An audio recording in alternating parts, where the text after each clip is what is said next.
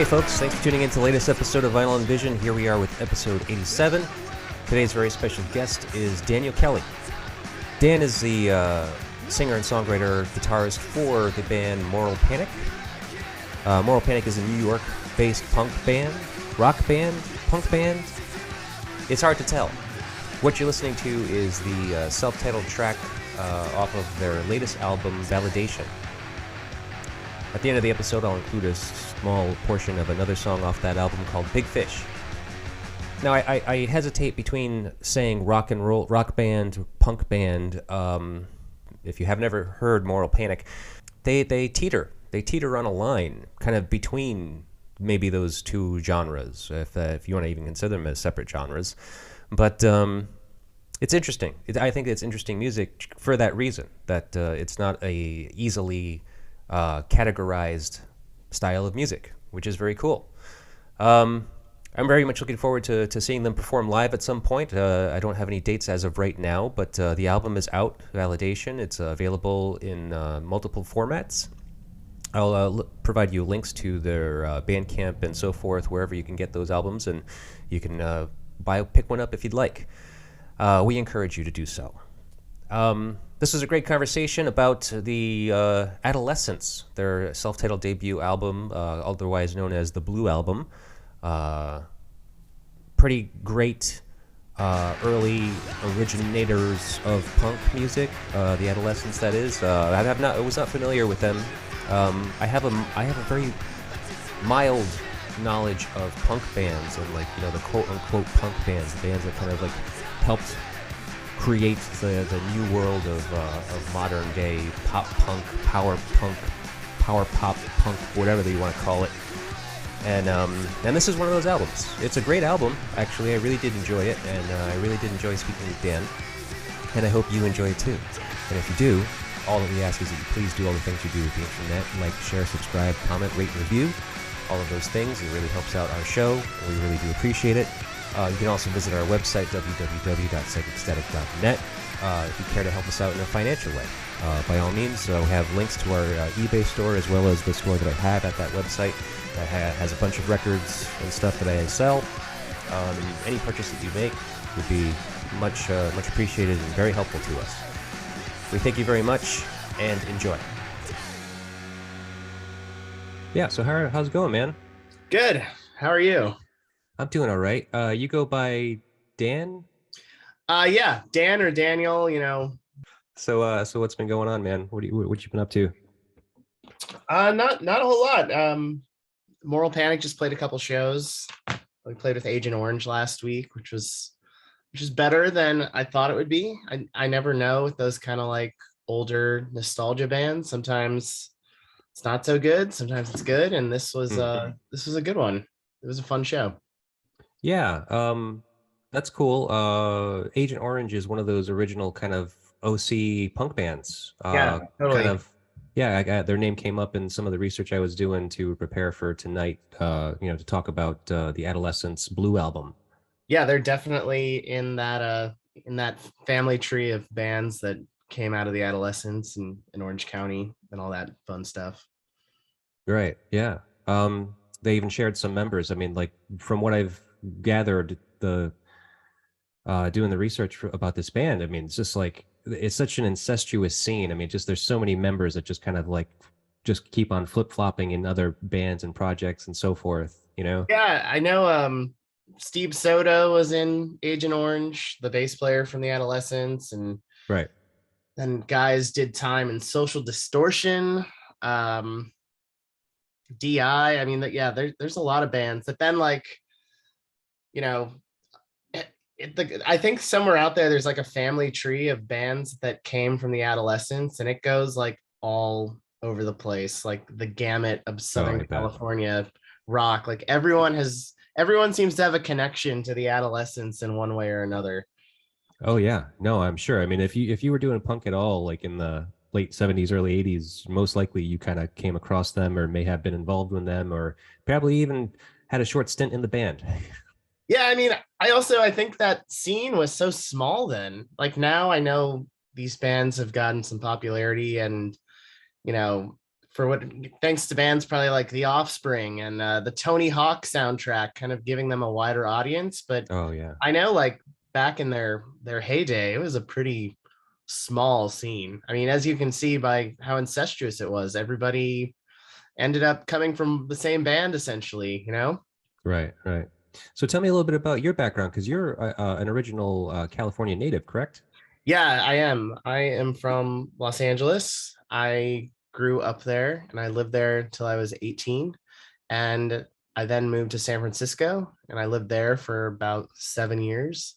And now I'm in New York and I've been in New York for almost 12 years now. Hmm. So Oh, I've okay. I haven't lived in LA in a long time, but all my family's still there. I go back pretty often, but yeah, I started there, but I have not lived in LA in quite some time. Yeah. Well, how do you feel about California and Los Angeles in general, as far as like their scene is concerned? I'm pretty out of touch with their actual scene, but I like know growing up and what I grew up in, what was really great, and maybe this is like just a bigger city thing. I found like shows were very accessible, especially all ages shows. Like I was able to see, and I feel like when I was in middle school and high school, I was going to shows every weekend, and like there was never not a show happening. I was able to see so many bands, and yeah, so I think it's a good scene. I mean, there's just a lot of accessibility, which is important. And I Hmm. found thankfully that San Francisco wasn't a whole lot different, and New York is definitely not a whole lot different. I mean, there's just like lots of stuff to see and do all the time, music wise, which was great for me growing up. And it's great for me now. I've slowed down a little bit. I don't go to as many shows as I used to, but Right. yeah, growing up, it was great to like just any band I checked out, I knew I could be able to like any band that I heard about and wanted to go see live. It was not very hard to seek that out. Right. Yeah. Okay. Well, that's cool. And so growing up, like what was like music like in the house growing up for you? My mom like doesn't like music at all. I feel like Really? my yeah, Oh, wow. she just like I don't know. She's just like one of those people that I mean, I think she likes music as much as the next person, but she's not like a huge fan like I am. Like I love Sure. music. I soak it all up as much as I can. I would say in my house though, my dad was definitely he's a big music fan. He's like an old hippie. He loves the Grateful Dead. He loves a Hmm. lot of folk music. He definitely kind of turned me on to like Rolling Stones and the Who, stuff like that, which were kind of gateway bands of sorts to me, to get more Sure. into like rock and roll punk stuff. And that was, kind of the extent. Growing up in LA, you spent a lot of time in the car, and I spent a lot of time listening to K Rock, KROQ in Los Angeles, and that Okay. at one point they were actually playing pretty decent music, and then they kind of started not to. I think new metal kind of ruined KROQ, but Hmm. yeah, they were great. They would often play stuff from the 80s just out of nowhere. There used to be, I think he's still there, this sort of influential DJ, Rodney Bingheimer. He Oh, has a, okay. he has a series of comps called Rodney on the Rock, which Right. had like lots of these bands like X and Black Flag and Circle Jerks and Adolescents and Agent Orange. Yeah, The he kind of Bat. gave them their start. Like as far as Adolescence is concerned, I mean, I saw that specifically them, like he kind of like premiered some of their first singles. Yeah, totally. He definitely gave like a platform to lots of those bands, the Germs too, the Weirdos, the Alley Cats, Skulls, all sorts of bands from that time period. So when I was a kid, like around lunchtime, if you were listening to K Rock, they would sneak those songs in every once in a while. And it was a good gateway for me in between, like the Blink 182 and lit songs that they were playing. It was kind of cool to hear like Yeah. this stuff from decades earlier. Right, right. Yeah, So like what around what year was it that you were kind of listening to K-Rock at this time that you're describing? like in the late 90s. Okay. like 98, 99, when I was in high school, I definitely was listening to K-Rock a lot. I hate to, it sounds so cliche, but you are just like stuck in traffic, sitting in the car. It wasn't like, how it is now. You could put on XM radio or connect your Bluetooth or whatever to your car. I was listening to the Sure. radio a lot, or like the CDs that I had if my CD player was working in the car at the time. So so yeah, a lot of K-Rock was listened to in my youth. Yeah. Okay. Well, I mean, it seems like it was a pretty good station. I mean, especially historically speaking. I mean, obviously they did a lot to bring up and promote like new young bands, punk bands specifically. But the Adolescents, this I mean, this was around late 70s, early 80s. But so now you're younger than I thought you were going to be. Sorry, yeah, I don't know what to No, say. it's okay. It's just like because I didn't know like what your connection to this band was like as far as like because I didn't know considering you came from California like if you actually like were there to see the band when they were performing kind of in their prime. I've never been able to see them in their prime because I wasn't alive, but I Right. did. They kind of reformed around. I think they would occasionally do like reunion shows, but K Rock did this big summer show. It's called like the Inland Invasion, and they had a whole bunch of punk bands play that like kind of got back together and hadn't played Hmm. in a while. Like the Sex Pistols were the big headliner. Oh, Sex okay. Pistols and Blink 182 were the big headliners. Oh, that's weird. Yeah, yeah, it is weird. But the Adolescents played, TSOL played, the Circle Jerks played, all these great bands, and this is either 2000 or 2001. And after that, I saw the Adolescents a lot. Like they played Southern California a lot for a little while they were playing with their original lineup. Then, a couple guys here and there wouldn't play, and now I think they're at the point where it's just the lead singer. He's the only original member that Right. still plays.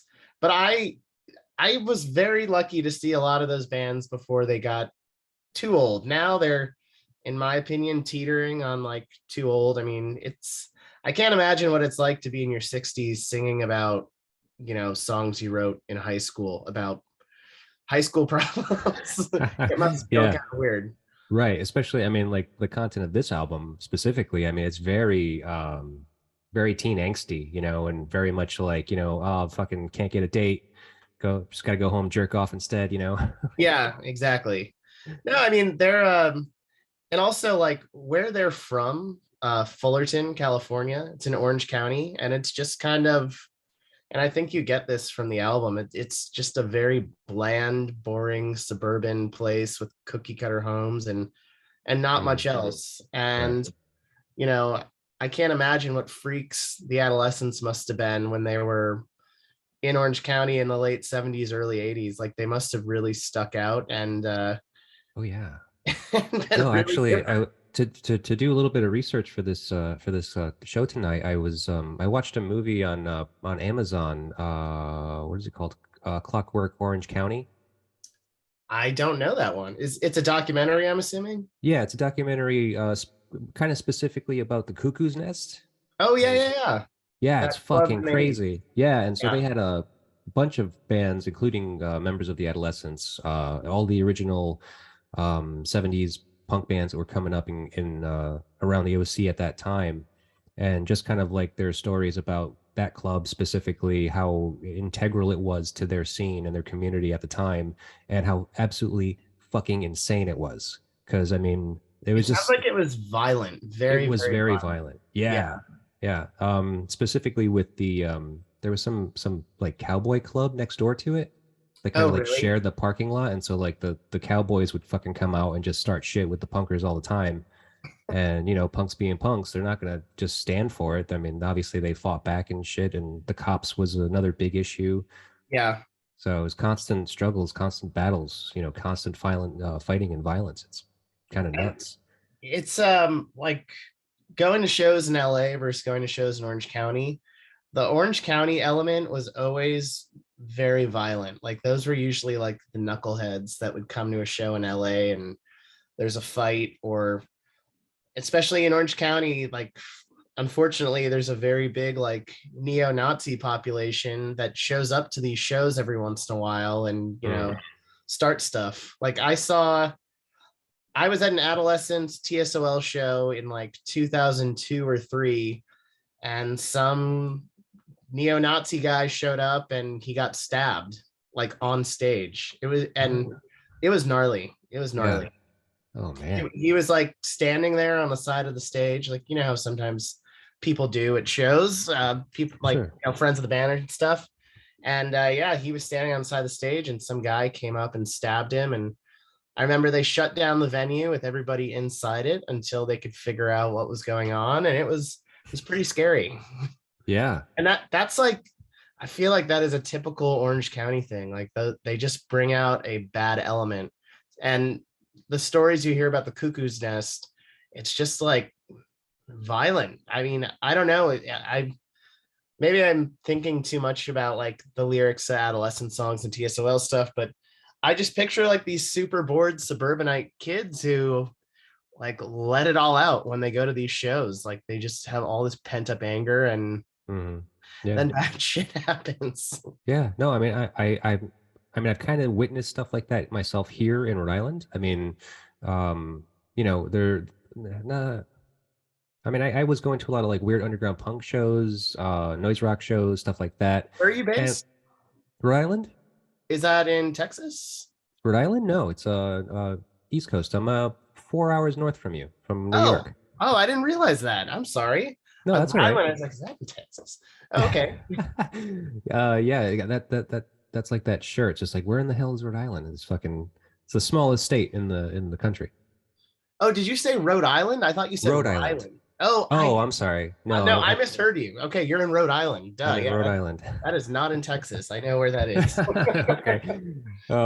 Yeah, no, I mean, and so like here, it's just like, yeah, some of the underground shows. I mean, like there was a little bit of that, and the funny thing is that like I think the universal thing about punks is that I remember going to like this warehouse show in Olneyville in Providence, and like a friend of ours, like a mutual friend of like a lot of people that were there at this show, like got jumped. Like someone just like kind of like decked him like out of nowhere. And Jesus. I remember my good friend Dan St. Jakes, who actually is the lead singer of the band Hammer Party. Um, I remember him just going after those dudes. Like he just saw his friend on the ground, just like fucking like holding his face was all bloody and shit, and he just fucking went after this guy and just literally like and fucking like grabbed him and just brought him to the ground and Jesus. just fucking like just totally like trounced him. Oh my God. That's Yeah. gnarly. Right, but I mean, like the punks do that. I mean, they stand up Yeah. for one another, and like you know, they're not afraid to fucking throw down when needed. You know. Yeah, no, I've seen it all the time. Unfortunately, I don't see it as much in New York, thankfully, but you know, I don't know, Southern California, even Northern California, I would see it a lot. Hmm. Just random fights and violence. And I'm okay with not seeing that very much anymore. I'm not into that at all. No, man, me too, man. Yeah, I can't. I wouldn't even know what to do if I like got in the middle of a fight at this point because I just don't want to. I have no need for I don't that. either. I feel you. I want no part of that. I'm a Yeah. lover. Well, so what's it like being a punker now? I mean, it's different. I also think in New York, I don't know, the scene is interesting here. I think it's very like fractured and clicky. And a lot of like what Moral Panic is about is we're not really sure where we fit in with like what clique, Hmm. because I don't know, we're not really a rock band. I think we're a punk band, but a lot of people don't think so. And I think, you know, there's a lot going on in New York at all times, and there's a lot of different shows, and it's kind of hard to keep up with what's what. And I live here, and I feel that way. Um, Yeah. so I don't know. I think the scene's like kind of fractured, and it's kind of all over the place. And you Hmm. know, the stuff that's popular here right now is like D-beat punk. I see a lot of people walking around like they're in Discharge or something, and you've got like those people, and then your garage people, and then your metalheads, and somewhere in between there, like Moral Panic is somewhere. Um, Yeah.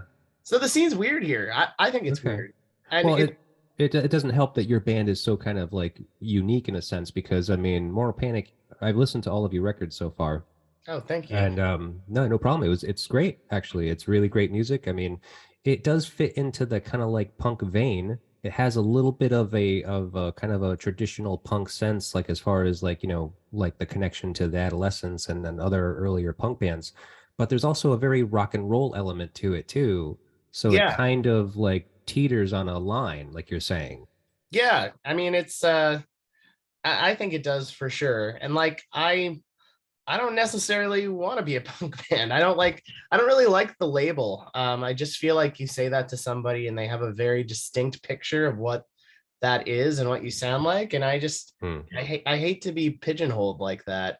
Right. And Um, you couldn't feel comfortable also saying like I'm in a rock and roll band. right. Because of the very same reason. I feel Right. like you people have a very specific idea of what you look and sound like. And I don't feel the same sentiment. I don't want to have that. I rather try and be a little bit more unique. And Hmm. that can be difficult here in New York because like I said, there's definitely it's fractured and there's lots of clicks and Right. like the music is moving farther and farther away from the places it used to be played at. Like, now there's lots of shows in Queens. Like Ridgewood, Queens is the cool new neighborhood. 10 years Yeah. ago, that was not the case at all. 10 years ago, I would not even know where Ridgewood, Queens is. Um, but now, like, that's where all the cool stuff is happening. I Oh, mean, it used to be Williamsburg and Manhattan before that. And now, like, Manhattan, unless you're a big band playing in bigger clubs, there really aren't any places to play. And the hmm. same is kind of happening in Williamsburg. Everything's just sort of going farther out. Um, where you have more freedom to do that stuff. And the older I get, the harder it is for me to keep up with, where the cool Sure. places are and who the cool new young bands are. Cause there's so many. I don't know. Right. Yeah. I mean, I'm sure there's a lot to keep up with, and yeah, who knows? I mean, I guess the thing is to just go wherever you're desired. Like Yeah, go to the people where people know who you are and then like you. I mean, totally. Totally. God, I must sound so lame. Like I don't know anything that's going on. I'm out of touch. Um, well, no, no, I mean, I am definitely out of touch. I mean, like I barely go out. I haven't been out like at all this month. I've made a point like after the pandemic that I'm trying to go to a show at least once a week and just like whether it's a band I know or not know, like I just want to go out and see what's going on. So I've been doing that more, and that has helped me kind of see what's out there. But I can still tell you, there's so much happening in the quote unquote scene here that it's hard for me to give you an accurate assessment of like a scene report because Oh, sure, man. I'm still trying to figure it out myself. Oh, I bet. I mean, it's ever evolving in New York. I mean, New York It is the is. fucking epicenter, yeah? Yeah, it is. It is. It's definitely evolving. And yeah, I kind of like that. I kind of don't like it. It's hard to I like having like buddy bands. Like I used to have I feel like there was more camaraderie in a place like San Francisco. It's also a much smaller city, but in New York, you don't have as everybody it's competitive. It's fractured like I said. So Hmm. you don't have like your buddy bands that you can always get shows with and rely on. I mean, I guess you do to a certain extent, but not like how the Adolescents did. That's for damn sure. Yeah, right.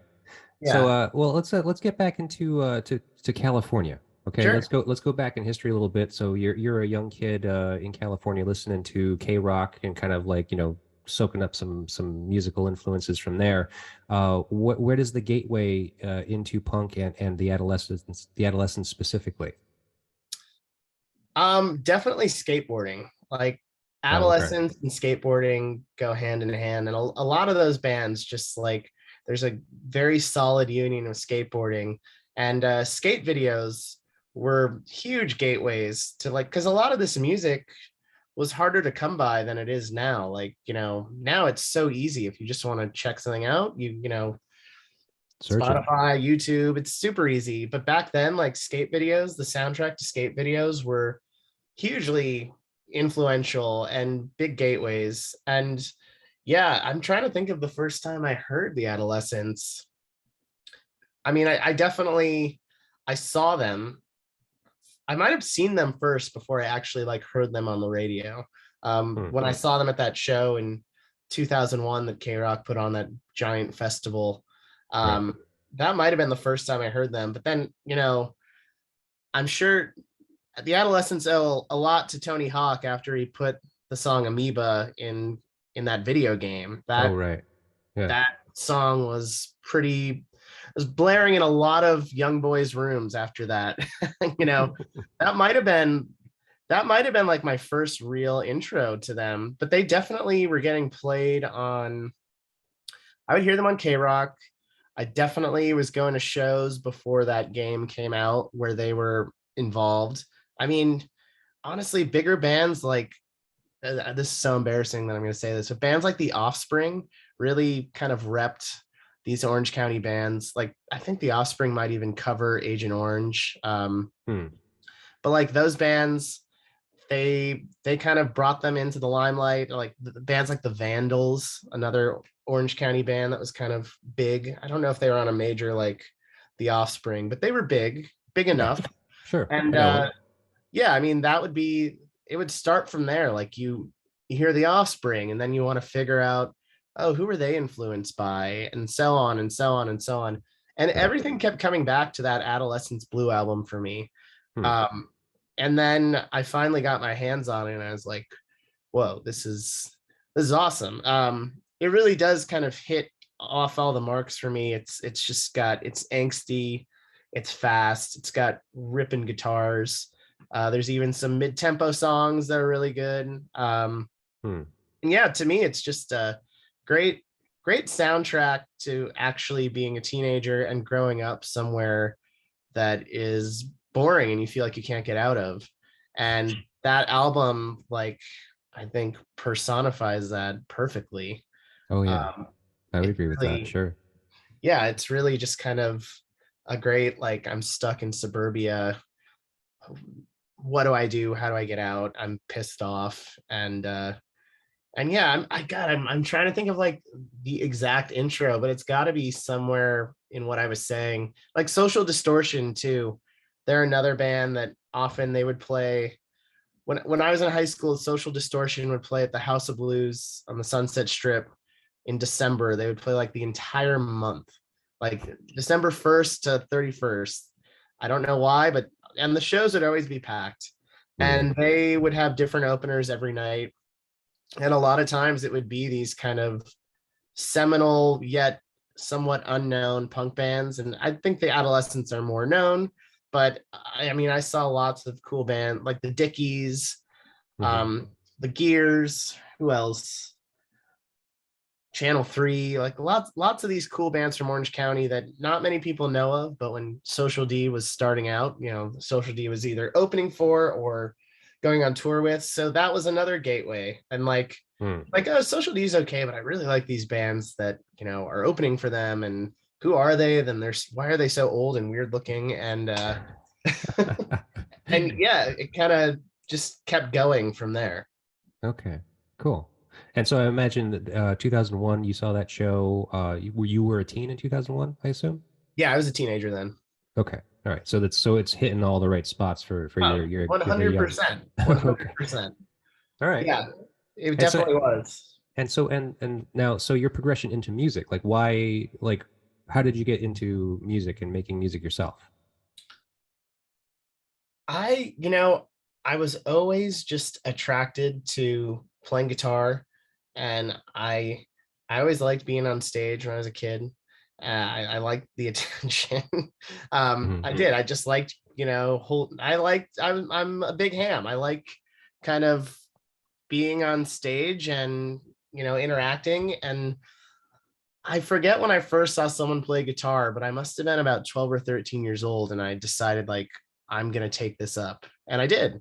And I really stuck with it. And just like even from when I first got my first guitar when I was 13, I would just sit in my room and practice for hours. And a lot of it would be playing along to this stuff or trying to play along to it. I was probably struggling quite a bit in the first couple of years, but yeah, I mean, I would just lock myself in a room, and I would soak up all this music stuff like a sponge. And I was so inspired to just, get up there and do what the bands I was so into was doing. Probably The first band might have been like Rancid. This is so embarrassing. All this stuff I'm saying.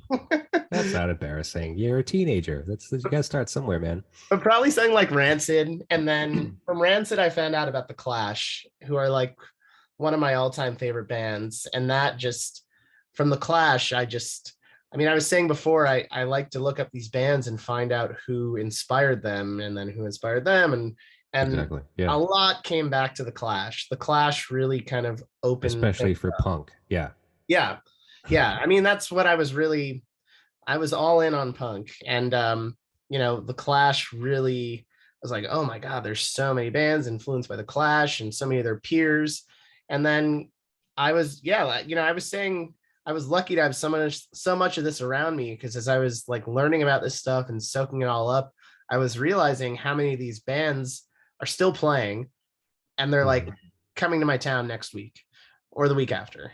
So I went every weekend, whenever I could, whoever was around, new bands, older bands like the Adolescents and Circle Jerks. I was seeing them all the damn time, Yeah. and that just kept inspiring me to play guitar even more, Hmm. and to keep practicing and keep doing it. And now look at me now. And so what was your first band? My first band I created in the dorm of my college in San Francisco. We were called Dead Ringers. We sounded a lot like the Ramones and Devil Dogs, and we were not very good, but we played quite a bit. We toured a bit. I remember we booked a disastrous 2-week tour on MySpace. Um, and like I said, I practiced a lot. I would like to think I'm a pretty decent guitar player. And from there, a lot of older bands, like bands with older people in it, would ask me to come and play guitar for them. And that kind of got me into playing in even more bands and touring more. But Dead Ringers was the start. We put out a couple 7 inches Hmm. that that are probably hard to find because I don't even know who put them out anymore at this point. Maybe you can Hmm. find them on Discogs, but we put out 2 7 inches. If you want, I probably have like a box of 50 of them somewhere. Yeah, I'll take some. Yeah, but That that was my first real band. And yeah, it was a fun learning experience. Definitely learned a lot, mainly things not to do. sure. um, but yeah, it was fun. And that was my first band. And I've never really been in a band that sounds like the Adolescents. I hope one day I do, but this band definitely sounded a lot more like Ramones and Hmm. Dead Boys and the Devil Okay. Dogs. We definitely wanted to be a New York band from the late 70s. Yeah. Okay. Weird. That's interesting that you would say that considering, you're from California. Um, you were drawn to the East Coast and that opposite sound because I mean like, East Coast, West Coast is always that kind of conflict between, these different sounds. Yeah, look, I love the West Coast sound, but I think I had so much of it that I wanted to do something that was the complete opposite. Hmm. So East Coast. Do you think that the East Coast sound is a little darker as far as punk is concerned? Oh, that's very subjective. I actually think West Coast is darker. Really? I Okay. do. I do. I mean, look, I'm no disrespect to New York stuff being dark. I just think I don't know. For me, I feel like the West Coast stuff is a little angrier, a little more chip on your sholler. Hmm. Okay. Again, no disrespect. If Agnostic Front is out there listening, they might have a bone to pick with me. But uh, I would probably lean towards the West Coast. Hmm. Okay. Cool. Yeah. I mean, I'm really not that familiar with with punk music. I mean, Mhm. like I like punk music I kind of grew up with it, but I never got too deep into it. So I'm certainly not like, prolific when it comes to punk history and punk bands and so forth. But there's definitely I definitely know enough to kind of figure out a few things or at least kind of put some pieces together. For sure. Um, so Now, your first band, Dead Ringers, and then so when does Moral Panic start? Moral Panic came quite a bit after. I was in like two other bands in San Francisco, or three other bands in San Francisco that were active. I was in a band called Complaints, and we put out a number of singles, like four. I was in a band called Paper Bags. I did one single with them. And then I was in a band called Revolts that was it's kind of like an all-star band of sorts. It had the singer from Me First and the Gimme Gimmes was the singer of that band, and a couple other characters who were sort of known in the Bay Area, and we played. That was fun to be in. It was very. I actually met the bass player from the Adolescents when we were on tour, Oh, cool. playing in Long Beach. We had dinner with him, which was very cool for me. I was quite starstruck. Yeah. Steve Soto, right? Steve Soto, yeah. Oh, okay. So that was very cool. But then I moved to New York and I joined this band called Livids that we had some momentum for a little bit. We had the singer from New Bomb Turks, another sort of known punk Yep. band. He was the singer. And we did some touring. We put out a bunch of 7-inches. Somebody recently actually put out like an LP collection of our 7-inches, which was very cool.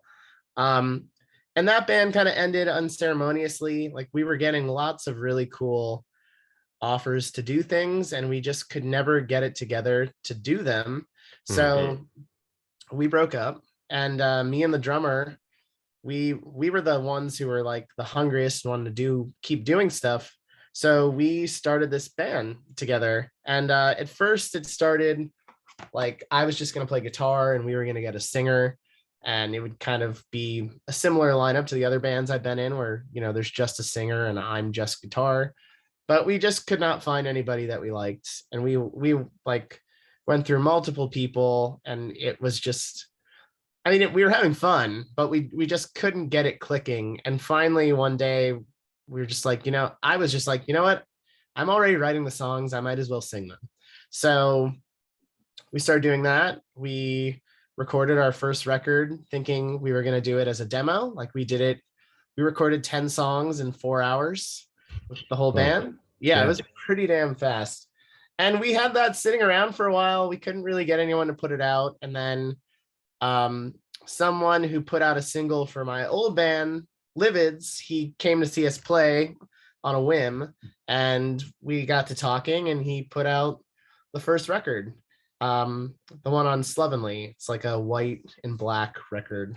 Oh, right. Yeah. Self-titled. Yeah, two of those. Yes, we're very creative.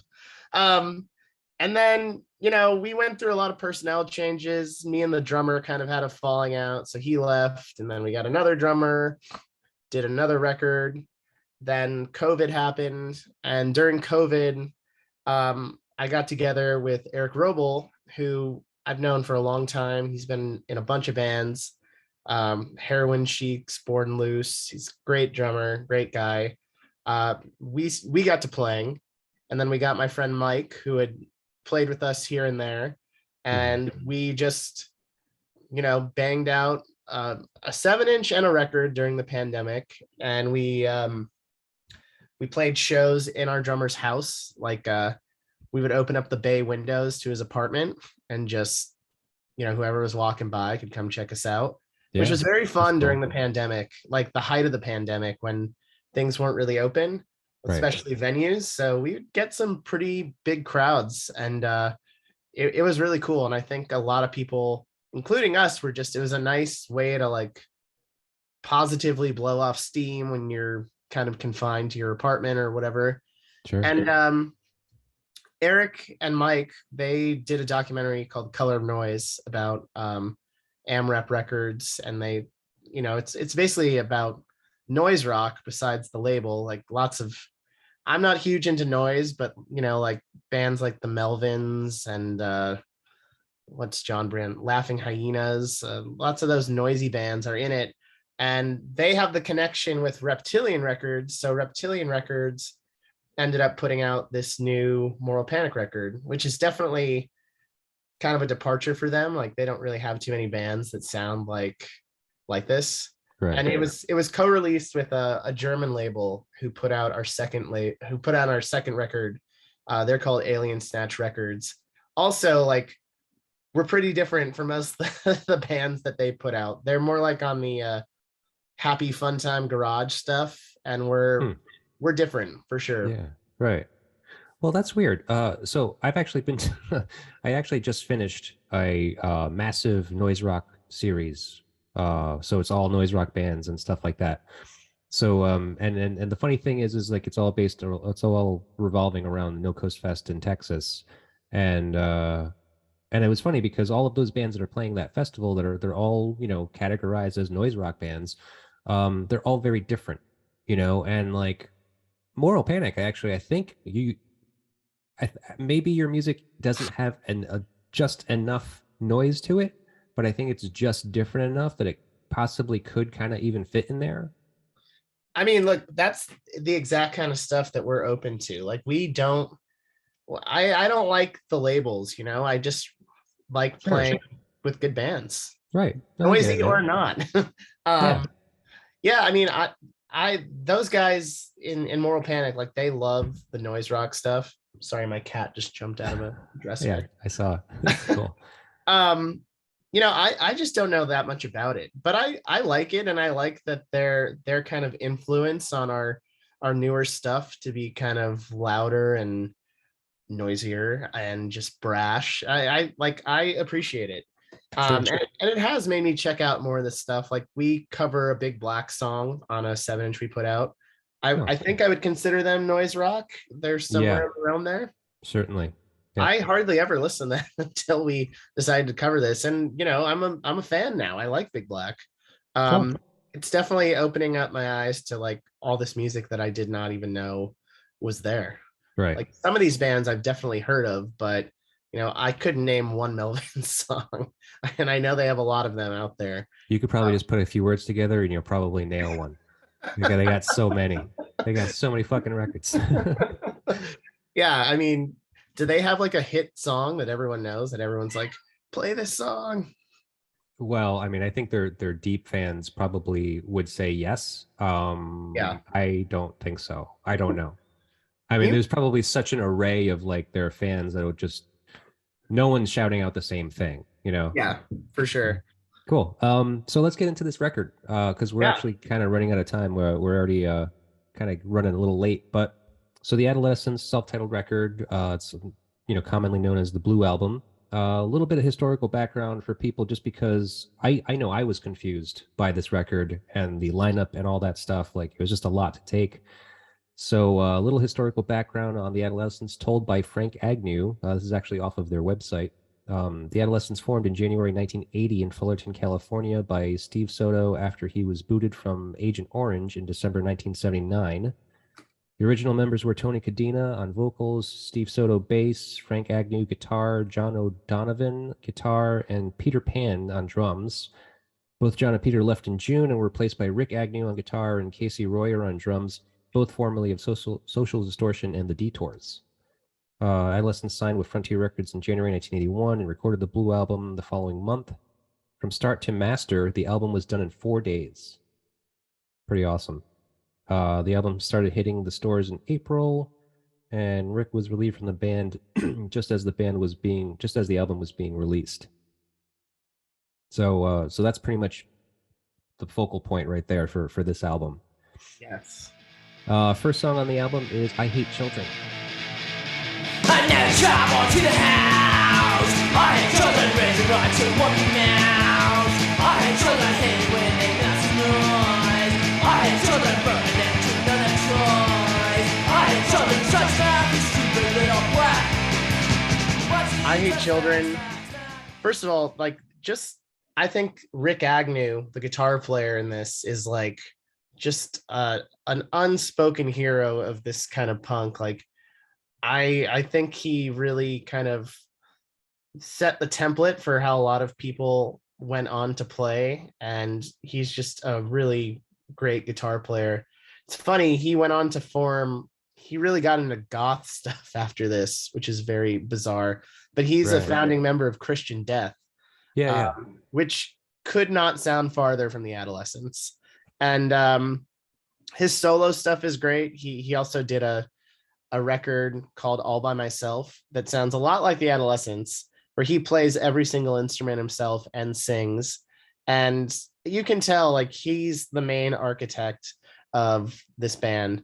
You know, how they sound. Not so much lyrically, which the lyrics are very important here, but the music, it's very much, you can tell from the other bands he's gone on to play in, like this is his music. Like he's the mastermind for sure. Right. And So weird considering it was like this was pretty much the only record he was on, I think. no, for the Adolescents, Yeah. I got the first 2 times I saw them, it was all original members and he played, but apparently he's got like, you know, substance problems, mental health problems. He's not easy to be around apparently. So he did this album and that was pretty much it. But him and the drummer went on to form DI, which is basically another extension of the Adolescents. It's kind of picking up where they left off. The songs sound very similar. It's just the Adolescents drummer sings now. So yeah, Rick Agnew set the tone for this. But I Hate Children, I was always drawn to this song because of just it's such a statement. I mean, it's like kind of ridiculous, but it's just, yeah, it's such a statement of, and it's so like, oh, okay, this is how we're gonna start things off. Like, I Hate Children. Okay. Yeah. Well, so what I found was inspired by a conversation, Brandenburg, which I guess is Tony Cadena. His real name is Brandenburg. Is that correct? He has like 10 different aliases that I'm not sure. It must be like, because is he going by Reflex now? Tony Reflex? There's Tony Adolescent. There's Tony Reflex. Oh, there's Jesus Tony Christ. Like, okay, well, I'm assuming it's him. I think it's him. I'll just say Brandenburg. That's what it was listed as when I found this quote. So, he overheard while riding a bus. So, quote, it was a snapshot of a man saying to his wife, with his children, they are crying that he hated children and can't stand them. This is with him saying this in 2011. And this was the same message that my father had given me when I expressed that. People didn't understand where that was coming from. I wasn't saying this was me. I'm mirroring something that I'm seeing right now. This was what was going on in my life. I didn't know that. That's powerful and sad. Yeah. Well, yeah, because unfortunately it's true. I mean, like, you know, I think these days, you know, people are obviously, I'm a parent myself. I have kids, and so obviously there's there's a whole different mentality that comes around raising children these days, where abusing children is completely unacceptable. Whereas, you know, when I was a kid, and I don't know if it was the same for you as when you were a kid, but you know, my wife and I speak about this. Where, you know, we got fucking hit all the time as kids. You know, it's just like our parents threatened us. Like, it was just like, you know, if you do that, it's just like, you're gonna fucking get it, you know, that type of thing. Yeah. Which totally common for people like my age. So so I mean, I can understand that, and I can, you know, see where he was coming from when he was writing this, and he was writing this as a teen. And I'm sure that he probably got it from his parents, you know, at some point. Oh, I think he definitely did. And I don't know if you saw any pictures of what these guys looked like when the Blue Album came out, but Tony Brandenburg, Reflex, Adolescent, whatever he is, he was like a teeny tiny guy. Like he looked like he was 90 pounds, you know, wet. He was teeny tiny. And I love that this teeny tiny person, like literally, I can picture him being stuffed in a locker by, you know, someone on the football team. I love that he's out there yelling into a microphone, singing these songs about, you know, I know it's not like from his point of view, but just, you know, the I Hate Children, it's it's a powerful statement. That's for sure. Yeah. I mean, I think that all the kids, you know, all the punkers that were listening to this music and going to those shows, they probably related, you know. I mean, maybe they saw it as just, you know, being just kind of like a violent song, you know, like this. So, but in reality, I mean, considering they probably lived it themselves. Yeah, I'm sure they did. You know, the whole "I hate my parents" thing. I mean, they definitely had a lot of that going around, I'm sure. Yeah, I mean it's the POV of their parents that they're singing to, and I think Yeah. that's pretty interesting. So now, you were telling me about your childhood and growing up. It sounded like you came from a home with both your parents. I didn't actually. Okay. My parents were divorced pretty much from as long as I can remember. So a lot of this did like I was not being abused, thankfully, but I definitely you know, I their frustration was something I could certainly relate to. And Mhm. even though, I was not around when they were singing this in their prime, I was seeing them as middle-aged men singing this, it's still like it felt familiar, Yeah. you know? Okay. Yeah, yeah. And so, so when did your parents separate? Like, did you live with them at all ever, or was it always kind of like, I mean, I did, but they split when I was like 2. oh, okay, so So, pretty early. yeah, I don't really remember it at all. Yeah. I have very few memories of my parents living under the same roof. Yeah. Wow. Okay. So, I mean, I don't know if that was kind of one of the things that inspired you, or kind of like, directed you into the punk music and punk lifestyle. Uh, it probably helped. I think though, like kind of having a unique home life inspired me to play music more in general, just because it was like something to do and something to preoccupy myself. And yeah, the punk stuff, the subject matter didn't hurt, just a Yeah. bored suburban punk. Right. All right. Yeah. And so we'll get into a lot more of that. So the next song is "Who Is Who."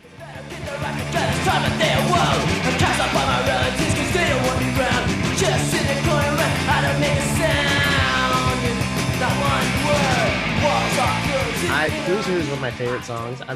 You're gonna have to tell me what it's really about, but I can tell you that it's one of my favorite riffs. I just think it's such a cool sounding song, and I spent a lot of time playing along to it when I was a kid.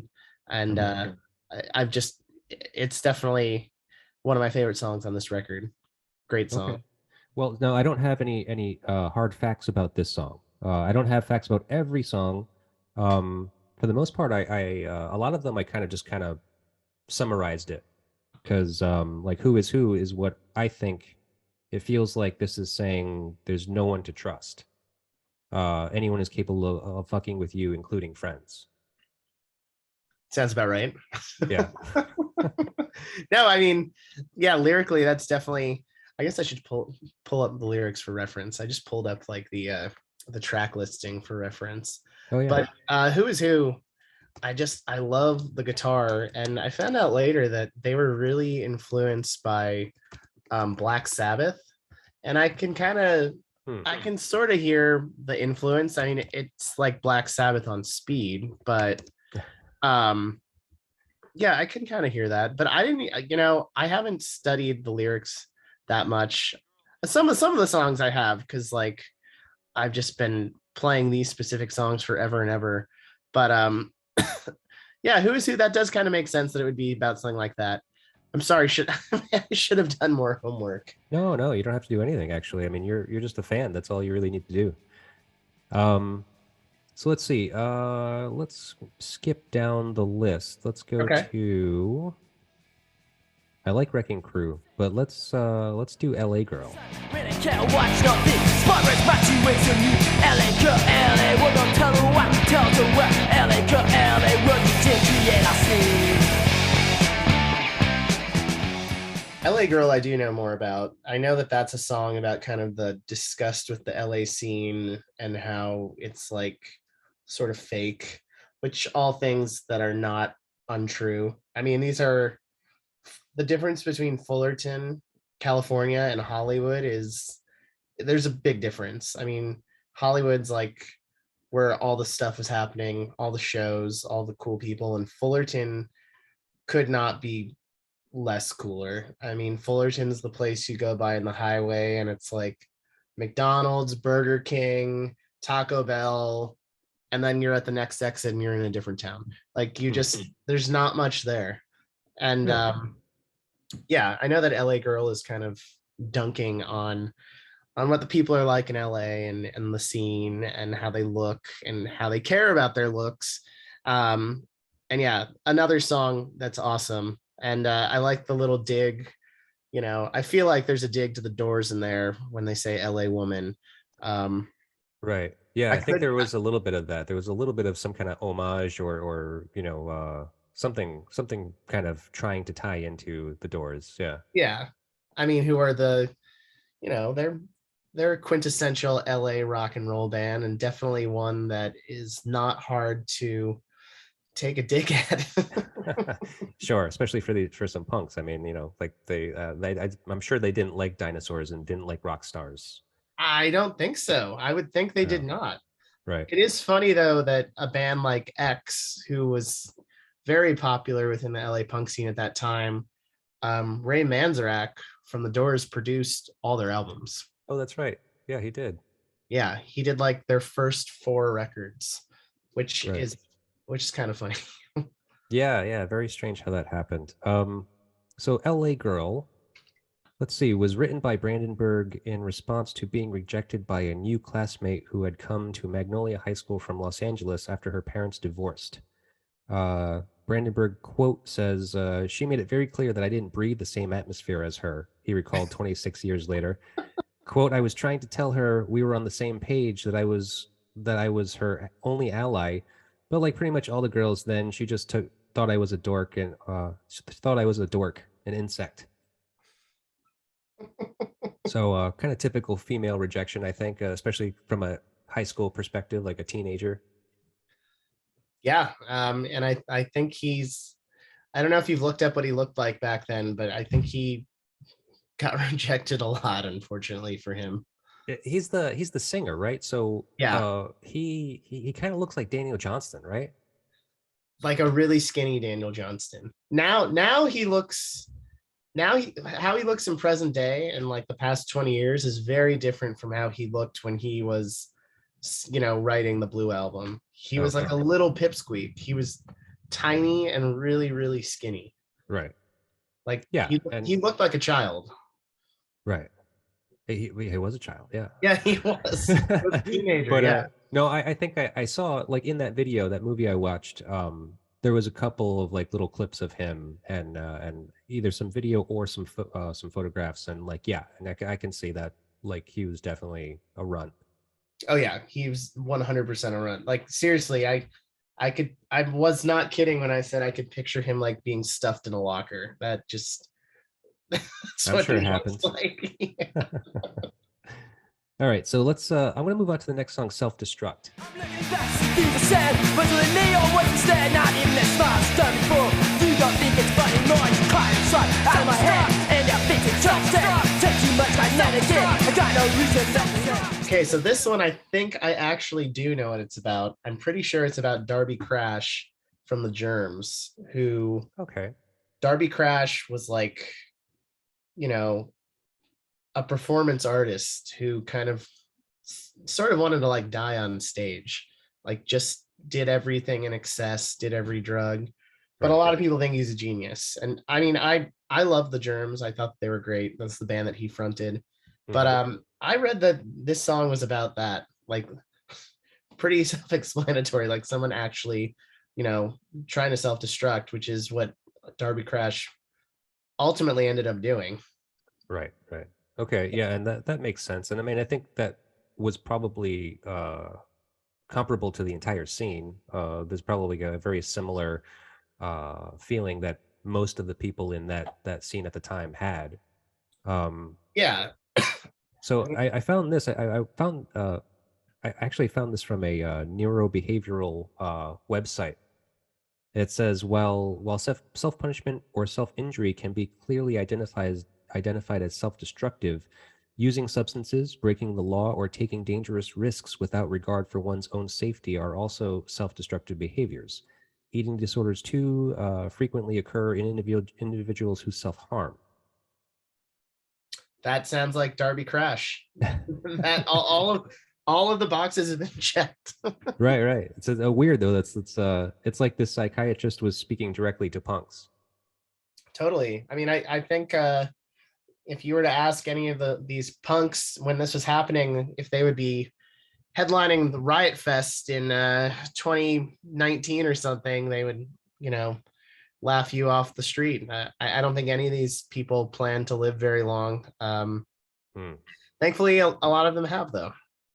Yeah, yeah. Surprisingly, I mean, it's pretty shocking that that a lot of them have have kind of gone on into the older age.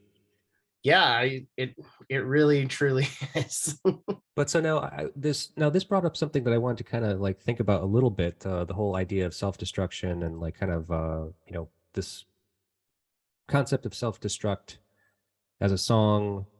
Clearly it's kind of describing a lot of the mentality that these kids felt, and obviously partook in, as far as like, you know, breaking the law, just fucking vandalizing, destroying things, getting into fights. That's a very punk thing. Yeah. What, and I think I was kind of asking you about this earlier, is this like, so you're not seeing self-destruction so much anymore in punk, like as far as like if you see other punk shows at this time?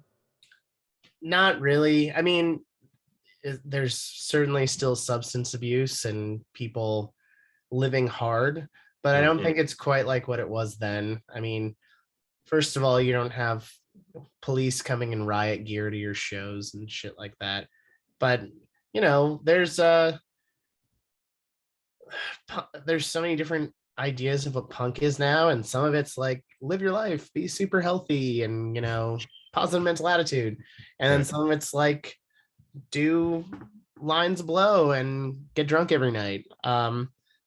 You can, I feel like you can pick your poison, no pun intended, now on like where you want to go with that in punk. Because I mean, there's a whole straight edge scene that never existed then. Because I can the music then, it was definitely not straight edge. I think you'd be a straight up pariah if you were straight edge. But now that's different. That's cool to some people, or it's not cool. I don't think the Adolescents had much of a choice. I think it was like you're gonna numb yourself or get the fuck out of here. Right. You know? Yeah. I mean, well, they had a lot to deal with. I mean, like even just playing their shows and like things getting so crazy and violent. I mean, it's just like you kind of had to, you know, maybe substance abuse, drinking, stuff like that was kind of almost a precaution to that scenario. You know, it's just like you're gonna get a show no matter what. Yeah. It's like gearing up for war. You know, it's like, well, I'm just gonna get fucked up because I don't want to remember any of this stuff. You know. It seemed like it was war then too, because like it was not predicted. It was really not predictable if a show would go on or not. You know, it could get shut down before anyone even plays. So yeah. Right. All right. Well, let's go on to the next song, "Kids of the Black Hole."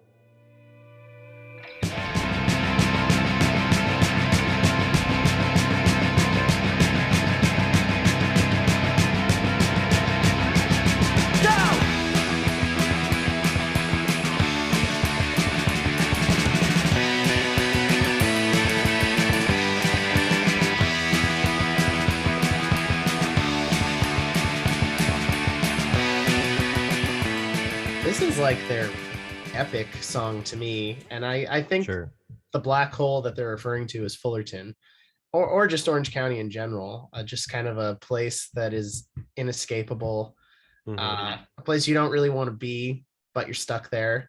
And this is definitely one that's got heavy rock elements to it. I feel like it's a long song for a punk band. Yeah, it's epic. And there's like a lot of different parts, and yeah, this is a great song. I just think it's a really great song. A departure from a lot of just like, I know a lot of people think punk is just about, you know, anyone can do it. You don't need to necessarily be like a virtuoso playing crazy guitar solos and stuff. But I think that this is a song that shows their chops and shows that they've got some like serious raw ability, and that there's good songs in here that are like, there's melody and stuff, you know. It's not just like bang you over the head stupid punk, which I don't really think any of their songs are, but this one is like a big rock song, I think. And no, I agree with you. I think you're right. And I think that you're right. metaphorically speaking, kind of maybe encapsulates the whole Fullerton community, but specifically describes Social Distortion's frontman Mike Ness's Fullerton apartment, a graffiti-covered drug den that was a hangout for punks and a site for parties, sex, and violence. So I got a quote from Steve Soto here. To me, it's one of the greatest punk rock songs of all time, said Soto in 2014. The song speaks to a disenfranchised youth with hope, but calling out that if you don't change, there's a good chance you could end up down and out or even dead. Yeah, I don't know if you've heard of this movie, Another State of Mind, that chronicles. It's a documentary that chronicles Social Distortion and this band Youth Brigade going on a full U.S. tour. But it's very clear early on that Mike Ness from Social Distortion is a complete fucking mess, like heroin addict, junkie, just a total mess. And you know, as we talked about earlier, this is a tight circle. All these guys knew each other and all these guys hung out with each other. I didn't realize that they called his apartment the Black Hole, but that's funny. But I definitely, I do think bigger than the Black Hole, you know, it's about trying to get out of the suburbs. Oh yeah, absolutely. And I think it's funny that Steve Soto toots his own horn and says his own song is one of the greatest of all time. But it's a pretty damn good song. Well, didn't Rick Agnew write the song? He did the music, at least. I mean, I feel like he wrote all the music, but lyrically, I think Tony Brandenburg, Reflex, Adolescent, whatever his name is, I think he wrote most of the lyrics, except for their biggest song. I know he did not write the lyrics for their biggest song, which I know we're going to get to, so I won't ruin that. Okay. Well, just looking here on Discogs, I don't know how correct this is or how complete this may be, but for Kids of the Black Hole, it just says written by Rick. Oh, then yeah, that is all So Rick. I don't know if that means words too, because there's nothing here that you know differentiates between music and words. I mean, in my opinion, he's like the genius behind the band, and that makes sense to me. I know that Brandenburg wrote some lyrics, but I didn't realize that Rick Agnew wrote the lyrics to that song. But you know, well, like I said, I don't know how accurate that is. I mean, it could be very well that Brandenburg or Soto wrote the words to that song. Look, I don't doubt it. That totally sounds right to me. And yeah, I'm looking at the actual like sticker on the record, and a lot of these songs are Rick. Just Rick, which you know, yeah, that makes sense to me. Okay, yeah. So and so you know, I mean, great song though. Like it's really one of their best, and it's one of the most unique I think that they do. It's definitely different. Yeah, I mean, I can't speak to their catalog because I really don't know it, but as far as this album is concerned, it's definitely the standout. Unfortunately, after this record, they kind of jumped in that territory where they just started covering themselves basically, so they're just like trying to copy songs they've already written. And I the Adolescents are still great, but nothing they've done has been nearly as good as this, which is hard because I think this is like a near perfect record in my opinion. Yeah, no, I agree with you. I mean, you know, it's my first experience listening to it really, and I mean, as far as punk records go, I mean, this is definitely up there. Yeah, it's a good one. And, you know, I picked this, like looking through your previous interviews, like nobody had really touched on anything that was even close to this, I think. I mean, punk. I think I saw somebody did like Black Flag or something. Oh, yeah, that's right. Damaged.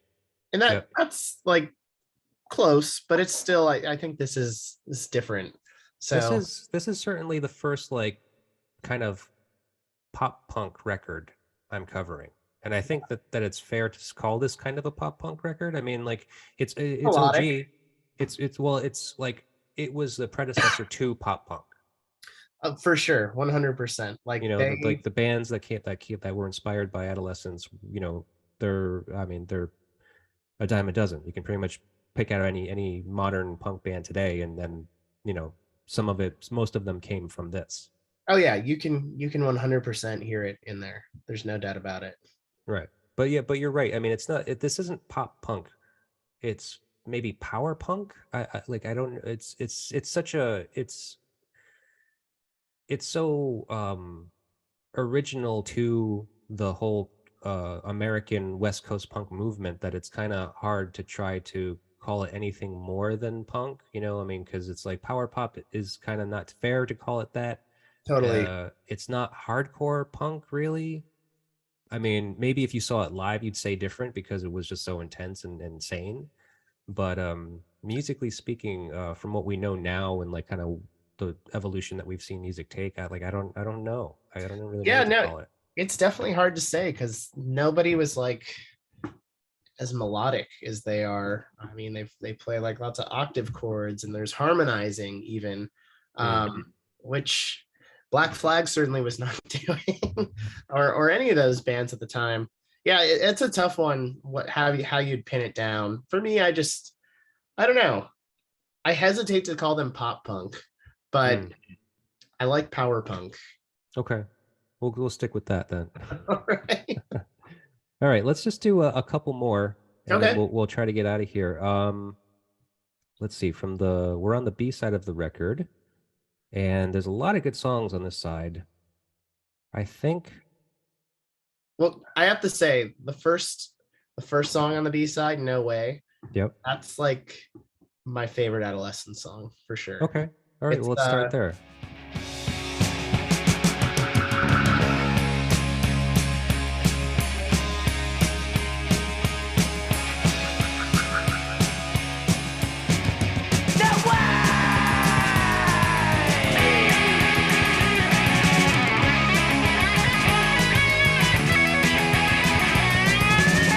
No class, no job.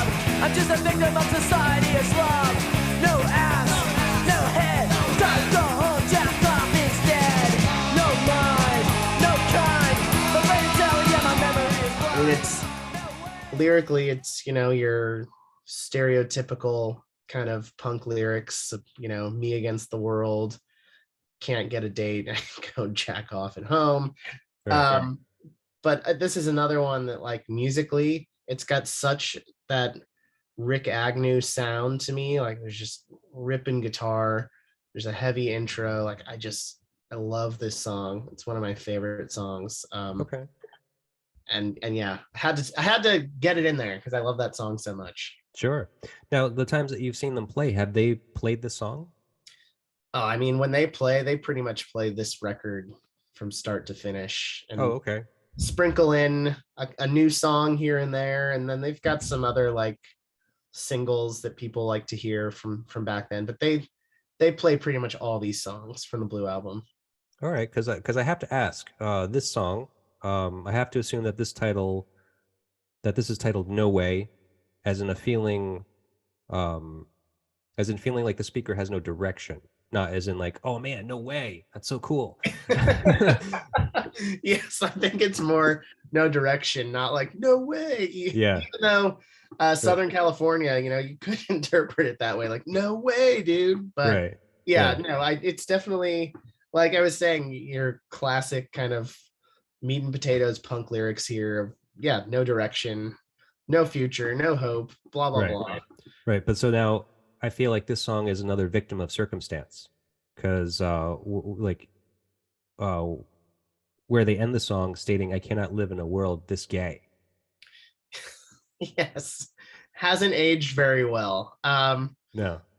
Yeah, I mean, certainly not a PC line, but I don't know. They definitely still sing it. I've seen them still play it. Yeah. But I don't know. I think in that way, they're not saying.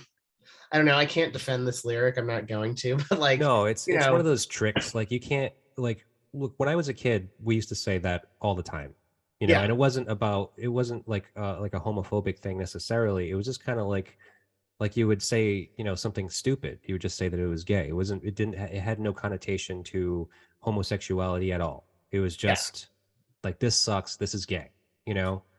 So I understand the song. I just feel like circumstantially, in today's time, I didn't even know if they would be able to get away with it. It's like one of those songs. I don't even know if they can. I mean, maybe he when he's saying, he's like, I cannot live in a world, and then he puts the microphone away when he's saying it. Like, I don't know. Or if they change the word. I mean, like it's as simple as that. It's just like it's possible that they could do that. I don't know. They might. They're definitely a very progressive band. One of their more recent albums is very like anti-Trump. I think. Oh yeah. Covers Trump depicted in a very negative light. But yeah, that is a line that has not aged well. That's for sure. Yeah, and it's just, but I get it. Like whatever. First of all, for the time, it was fine to say something like that. And like I said, I understand that it's not homophobic at all. At least the way that they were using it at the time, it wasn't. Yeah, I don't think so. And especially Rick Agnew, the songwriter, if you saw how he looked in the years after, I don't think he was minding living in a gay world. Let's just put it that way. He looked like he was very fluid sexually. Okay. All right, let's skip on to another song. Now, look, I know Amoeba's the big one, right? Yeah, it definitely is. Not even close to being my favorite song. I mean, it's got the most exposure. It's the silliest. But yeah, we can skip Amoeba. I think people have heard enough about Amoeba. Yeah. Okay. All right. Rip It Up is cool. Because I think like it kind of has to do with the whole violence in the punk scene at the time. Yeah, like Clockwork Orange. That's one of the lines, I think. Right. Yeah, and the standing up against punks, fighting against punks. It's just like, yeah, there has to be some camaraderie. There's got to be some community there. You can't just start beating the hell out of each other just because you're punk, Yeah. No, I think again, like the scene that they came from was just the most violent in Southern California. Like, I don't know what was in the water in Orange County, but people just were out for blood at these shows. Like, you have to wonder, how much did they even want to be there for the music? Like, did they just want to be there to like beat the shit out of someone or themselves? Right. Hard to say. It kind of got to that point, I guess. Like from the documentary that I saw specifically about Cuckoo's Nest. I mean, like that's just what it came down to. It's just like a war zone. Yeah, and people and the bands were saying it was just like it was ridiculous. Like like it just didn't make sense because it just seemed like people were coming out just to get into a fucking tussle, just to like get into the pit and start slam dancing. That's actually where slam dancing originated. Really, I didn't know that. But that makes sense. Yeah, I think it was the singer for TSOL. I think he's kind of credited as the originator of slam dancing, but he doesn't take credit for it because he's just like he just thinks the kids were seeing him on stage and the kind of the movements that he made, and then kind of were like mimicking it in the pit. Right. And then it just got out of control where it was just like they went from pogoing to just fucking just knocking each other out. Actually the other guitar player in the Adolescents, Frank Agnew, he went on to join TSOL. Another instance of this just being like totally incestuous and everybody shares members. Right. Yeah. It's it's kind of weird scene, man. So let's see. Well, I guess we can just skip to the last song, Creatures.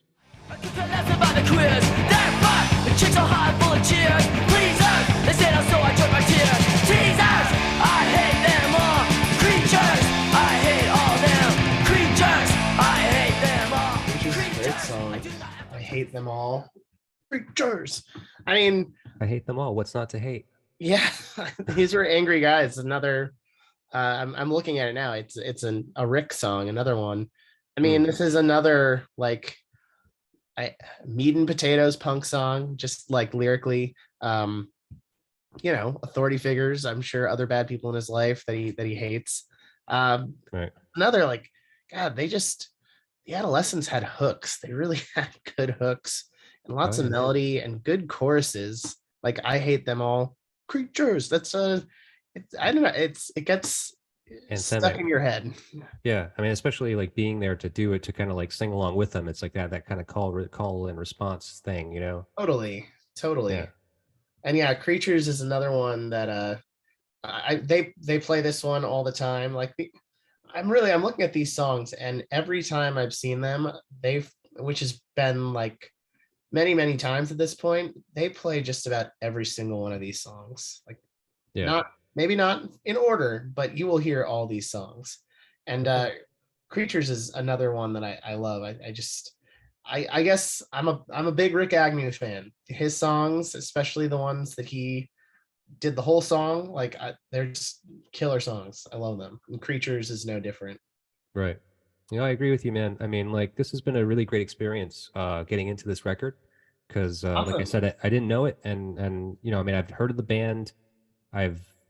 I'm not a massive punk fan, but I definitely have respect for it, and I think that this is definitely a great one, and definitely one that's worth getting into.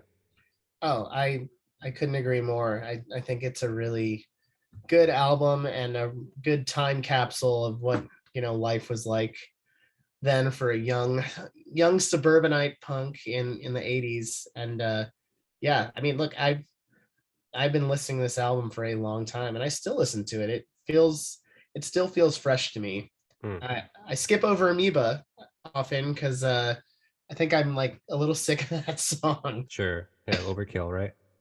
But it's a great record, really great record, and one that like really shaped the way that I think about playing and writing music. Because a lot of like back to Moral Panic, what makes us kind of, I don't know, hard to pin down is, I like the rock and roll stuff that's in this record. I like the heavy stuff that's in this record, and I like the melody that's in this record. And a lot of, you know, just straight ahead punk stuff, I feel like does not have that.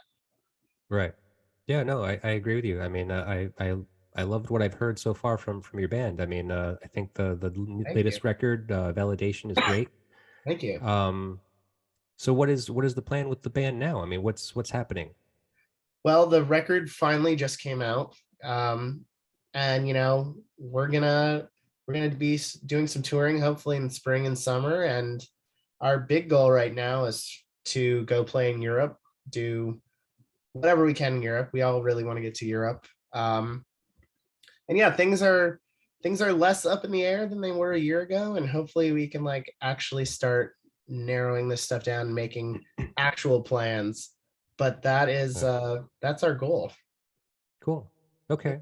Yeah. So well, that sounds great, man. I look forward to kind of catching up with you at some point. I'd love to have you come visit here in Rhode Island sometime. I I would have love to. yeah, if you ever want to play. I mean, I think I have some great people to line you up with, actually. Please do. Yeah, that would be awesome. And I'm so sorry. I really thought you said Ryland, and I was like, "Is that someplace in Texas?" No, Sounds like it. sorry. I was slurring. I haven't even had a drink yet today. I don't know why. So it's been great speaking with you, man. I mean, I really appreciate you taking the time and doing this. All right. Well, thank you very much for having me. I really appreciate it. And yeah, I'll talk to you soon. Absolutely. Sounds great, man. Take care.